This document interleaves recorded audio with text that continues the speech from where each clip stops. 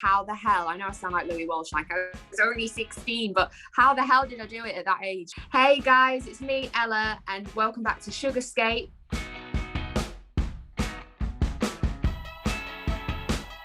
I'm the youngest of four, so I think I was just always the child that would put shows on in the living room and sell tickets to my family and charge them to come into the living room to watch me like sing on like the coffee table. But I think the transition that changed for me was definitely probably when I was like a teenager, and I taught myself piano and started writing songs. I think I loved the idea of being a songwriter, and I think I looked up to artists, I guess, like Amy Winehouse, Adele, even Ed Sheeran, and seeing artists like in the pop realm that write their own music really inspired me. I'd say my granddad was the guy that got me into singing. I'd stay there every Friday night, pretty much, and he'd sit me on the ledge as he was cooking breakfast, and he had an old record player, and he would play like old jazz singers like Ella Fitzgerald and Billie Holiday. And I can remember that warm sound. Like, it's so nostalgic to even think of now, but the sound of like just a strong, empowering female voice on a record player. That's what I fell in love with from being a kid.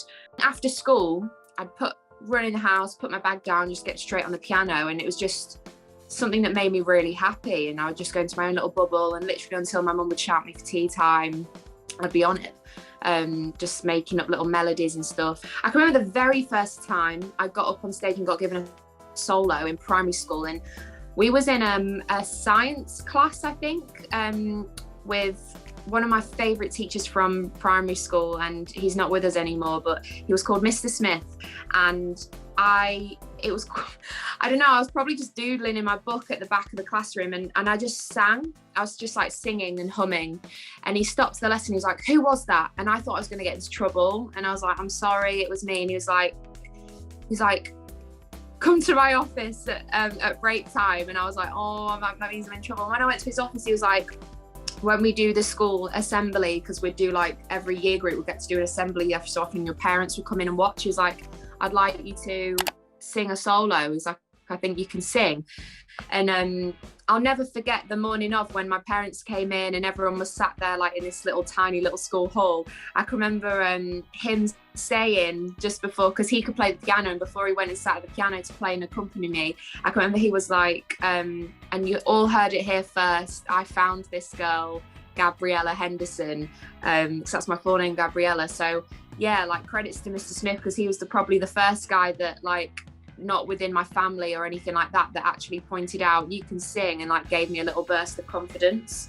And then I think the biggest moment has to be like the biggest audience I've ever had in my life was that first X Factor audition. I mean, I'd performed in school plays and school shows and done those kind of things, but that was the most nerve-wracking thing ever. And I can remember singing a song is one thing, and then singing your own song is like terrifying, because like there's, you know, if you didn't get through, and then if you didn't get through with a song you'd written, it was just going to be humiliating. And I look back on it now as well, and I'm like, how the hell, I know I sound like Louis Walsh, like I was only 16, but how the hell did I do it at that age? Because my nephew's 15 now, and if I thought of him in a year's time like singing to the nation every week, like, it's bizarre. But yeah, that first audition was mad. I just remember singing and then it going dead quiet, and then all of a sudden like this whole arena just got up on their feet and applauded me. And I can remember saying to myself before that audition, I was like, whatever happens, I'm not going to cry, because you look like a right melt when you cry.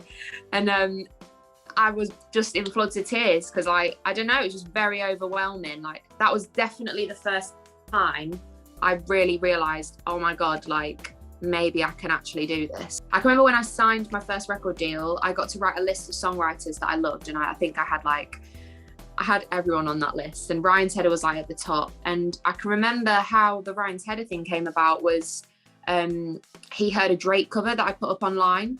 I did a cover of Just Hold On We're Going Home mixed with like a John Newman song, and it got loads of hits and it kind of blew up online. And then he heard it and was like, I love this, and emailed my label and was like, who's this girl you've signed, da da da. And then when he came to London, we met, had a burger in the studio together, and I can remember I was only 17, and I told him everything that I want to create. I was like, I want a song and I want it to be like this. And I imagined gospels and big vocals, and it needs to be quite churchy and soulful because that's what I grew up listening to, but I still want it to be anthemic in this big record. And with that, we just got around the piano and wrote this chorus to Ghost in like 20 minutes. And I can remember just feeling like a really good feeling, but never did I anticipate it was going to be the song, you know, that literally like set my whole career onto the tracks it is now. So yeah, that collaboration is something that I'll always remember. I don't think you ever get used to your song ever being played on the radio. And I can remember like when it blew up over here, that was like, I can remember like watching it go to number 1 on iTunes, and I was like, oh, okay, it'll just be there for a minute and then it'll just like go to like 30 or something. And when it stayed there and then it stayed there for a second week, I was just gobsmacked. You can be so proud of something you've created and you've worked so hard on, but you have control of all of that. And what you never have control of is how people are going to react to it and what they're going to think of it and whether they like it or not. And even though me and all my team like loved this song, never in a million years did I think that my first song I'm going to put out is going to have that kind of impact. And not to the rest of the world, like on me and my life, like it literally changed my life. I can remember I was in GAY Heaven about to go on stage and perform at midnight, and the song came out and it went to number 1, and just everyone like congratulating me. And I was just in like this state of shock, like, oh my God, like, is this actually happening? And then when I announced it on stage, I can remember like that crowd was so much fun to perform to. It's gone to number 1 on iTunes! Because I absolutely love the LGBTQ community, and it was so like, just to be around that kind of atmosphere when you went number 1, I don't think you could be anywhere better than in a gay bar, to be honest. And I can remember there was all like, sing share, because like one of the main things I did on X Factor was I sang the Believe by Cher and did my own rendition of it. So I got on the piano, my keys player came off and I got on the piano and I just randomly did an acoustic version of Believe, and I've still got videos of that, and it was, the whole room was dead quiet and everyone had their phones out and their lights, and it was just crammed, and we all sang Believe by Cher together. I don't need you anymore. And then I started crying. And then all my mum and my dad and everyone just came on stage and hugged me, and like I just was like, how is this even happening to me? Like I'd literally just turned 18, and that was like the start of everything. So that was definitely not even a pinch me moment, it was like a punch me moment. But I'll never forget, like it just went crazy over here. But when like the international team was like, okay, you're going to do this, that, and then all of a sudden my diary was abroad. I think the strangest thing was landing in a different country and being met by fans at the airport and people holding signs about Ghost, or hearing it in the taxi on the way to a hotel or on the way to a venue and having it played in another country. That's when I really realised, oh my God, like this song is like not just something from the UK now, this is actually like, I think the biggest thing was like when I was in America, like hearing it there, or even in Australia, like it was huge in Australia. I think I got like one of my biggest platinum discs in Australia, and I was like, how the hell did something that Little On Me wrote in a studio in London with Brian Tedder end up like with me in Australia promoting it? It was bizarre. I'll tell you what though, I am pretty much like, I'm super excited about this new single coming out, and I feel like this whole anticipation and build up to it. This morning I woke up and was just like so excited to finally have this record out. And I think like it's been a long time coming, and I think whenever it's like literally just at that last hurdle, you always just get like that really weird, it's like a feeling of you're going to throw up, but in a really good way. It's like if it could be. But just like, it's like nerves, excitement, and I don't know, like I've given this song my all, and I'm just excited now to just give my fans that piece of art, and whether they like it, whether it's not their bag or whatever, like I've done what I can with it, and yeah, I just can't wait to give another piece of me to everyone. And then with this new song, Let's Go Home Together with Tom Grennan, I'm mega excited about. This song I've had for a long time. I've had it for like nearly 4 or 5 years. I wrote it 4 or 5 years ago. Originally wrote it with James Arthur. And it's just always a song I've held close to my heart. And I think right now, I don't think there could have been a better time of releasing it, because I think we all miss socializing, being around people, and just being with our friends and having a good time.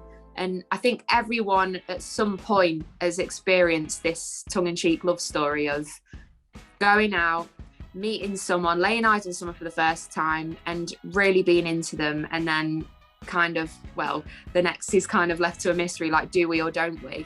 And I think just everyone's missing the pub, which is why my whole idea for the whole thing, I was like, I want it to be a modern day fairy tale in New York, the Pogues. I want to have the pub vibe. I want to bring, I think everyone's just missing a Guinness or a cider.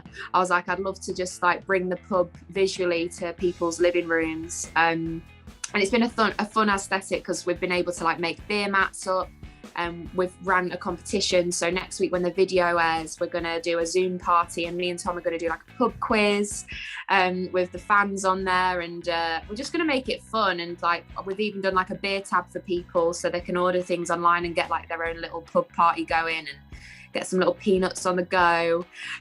So yeah, I just wanted to do something a bit lighthearted, and it's also a duet that I feel like it's very, the lyrics in it are so conversational, and they set the perfect tone for what's to come from me musically, this record. I mean, it literally is me on piano, and James was playing guitar on it when we wrote it, and Tom's such a good friend of mine. Sent him the track, loved it, vocaled it, and he smashed it, and I love his voice. And I mean, you'll hear in the first verse I talk about someone having really bad tattoos, and Tom's covered in crap tattoos. So I was like, I think this song was like written about you without knowing. But yeah, it's very tongue-in-cheek, and I think it's just a chance for like, it's something that I wrote. We wrote it very quickly, James and I, and it was very much like he was describing me, I was describing him, and it's a personal record, and I think it's letting people in a bit more. But in the same token, it feels very much like I want it to be the last song that people play in the pub with a drink in their hand when they're merry. Like, that's how I visualize this record. But right now, that's merry from your living room.